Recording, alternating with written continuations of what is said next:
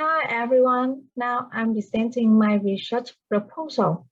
I'm going to conduct the research to explore the impacts of sustainable feedback instructions on retain students' attitudes and their EFL acquisition in Lan Nguyen High School, Đồng Tháp Province, Vietnam. First, I'd like to talk about the importance of feedback in the learning process.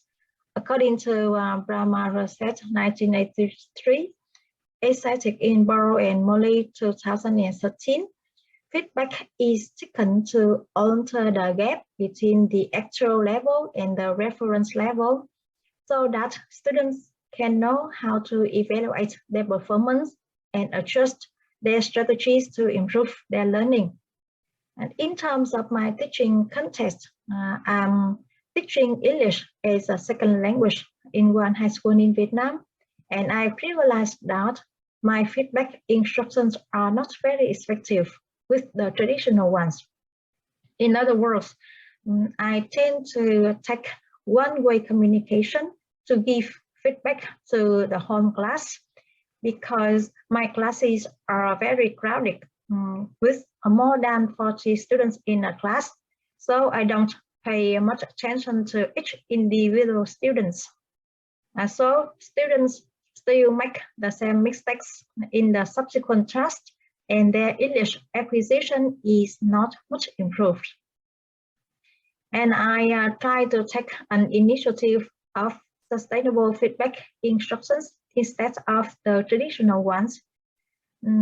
According to Callis 2013, is cited in March on 2018, sustainable feedback is the process in which students actively participate in the two-way communication about what they can do and what they need to improve to develop their self-regulation learning. There are many types of sustainable feedback, such as dialogic feedback, self-feedback, peer feedback, iterative or iterative test is Callis et al. 2011, Hunt 2016, Iron et al. 2019, and Morrow 2021 mentioned. According to these researchers, sustainable feedback can give students forward feeding for their self-regulation and lifelong learning and give them positive motivational belief and self-esteem. The findings in the previous study, like Morrow 2011, Much et al. 2019, and Cannabate et al. 2019, prove that sustainable feedback can effectively improve students' learning and help them feel positive and active during the feedback process. However, there are also some different findings. For example, EFL students in Wu et al. 2021 were reluctant in sustainable feedback process.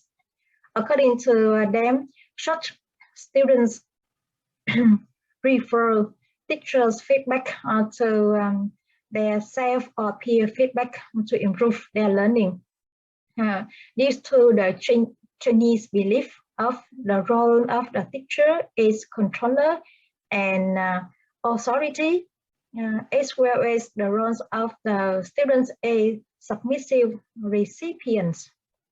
In addition, the fear of losing face also prevents them from giving and receiving feedback from each other. And the differences in the findings inspires me to conduct the study to explore how Vietnamese students experience sustainable feedback in terms of both academic and emotional aspects in my own context. And the purpose of the study is to explore how students respond to the sustainable feedback instructions and how sustainable feedback affects their EFL acquisition. And with the result of the study, I will consider and adjust my feedback strategies to meet the students' interest and learning expectation. Here are my research questions and hypotheses. The research questions are: what are students' attitudes towards sustainable feedback instructions, and how does sustainable feedback affect students' EFL acquisition? I hypothesize that there may be different attitudes like positive, negative, or neutral towards the sustainable feedback instructions, but the majority of the students may positively respond to the sustainable feedback instructions. In addition, sustainable feedback may positively support my students' EFL acquisition.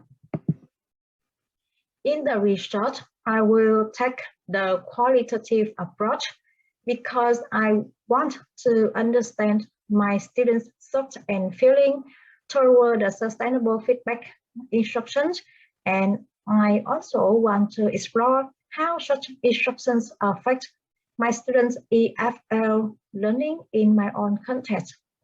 In other words, it is an action research so that I can evaluate and adjust my feedback strategies to improve my students' learning in my own context. So I don't need to use quantitative approach to generalize the findings for larger population. Research design. The participants will be 45 grade 10 students whom I'm teaching English as a second language in my school.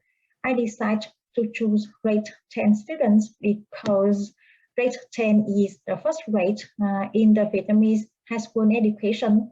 They are very new with the learning environment like teaching and learning style, teaching staff, how to evaluate or assess in high schools, and so on. So I need to understand their feeling, their learning experience to support them to improve their learning better. And I will collect the data related to my students' experience during the sustainable feedback instructions in terms of the attitudes and their EFL acquisition. And there are 3 data collection methods, such as journal entries, observation of the school records, and the interviews.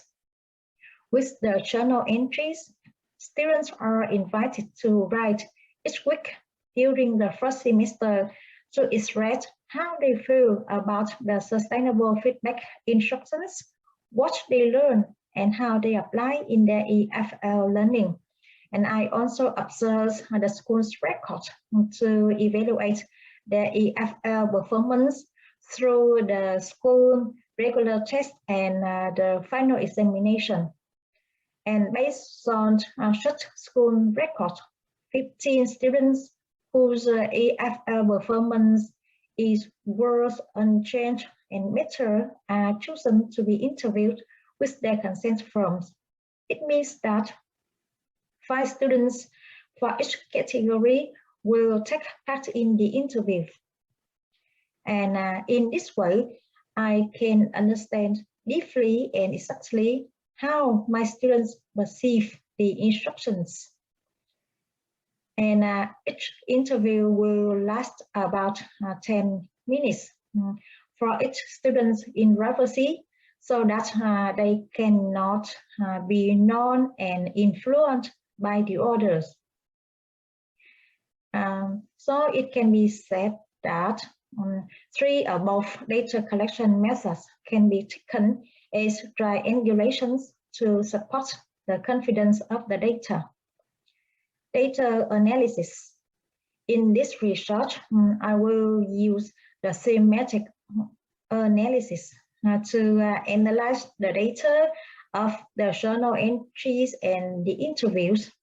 Specifically, I will find out some patterns in the students' journal entries and their responses in the interviews, and then I will categorize these patterns into large themes, and some themes can be positive, negative, and neutral attitudes, or good, rather good or moderate application of the sustainable feedback strategies.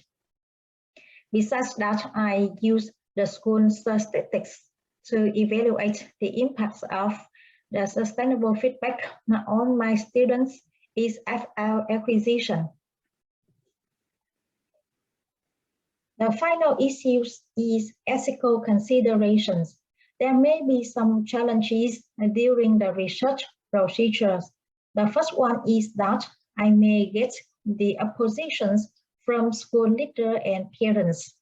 So I will find some key personnel and call for their help to get the approval of school leaders and parents, like EFL group leaders or the president of the parent society, for example. The second one is that my students may be confused about how to give and receive sustainable feedback. In this case, I will train them with the sustainable feedback literacy and strategies to help them more confident in this process. The third one is that there may be some interruption in the existing structure of the lessons with the sustainable feedback instructions. So I try not to change the existing structures of the lessons as much as possible. I just change the roles of the teachers and students in my feedback sections. The fourth challenge is cultural barriers. With the Asian cultural belief of teachers' superior positions, along with the fear of losing face, my students may not willing to get involved in the feedback process. So I try to create a positive and friendly learning environment so that my students don't feel scared or shy when giving their own ideas. And I always encourage them to exchange each other their critical feedback to have their friends improve their learning, with the message that there is no right or wrong answer and everyone has strengths and weaknesses. So they need our support to improve their learning and overcome their weakness. And finally, my students' personal information may be disclosed. So I will code their names when I collect, analyze, and report the data, as well as when I publish the findings. And here are the references I used to support my research proposals. And that's all for my presentation. Thank you for your listening.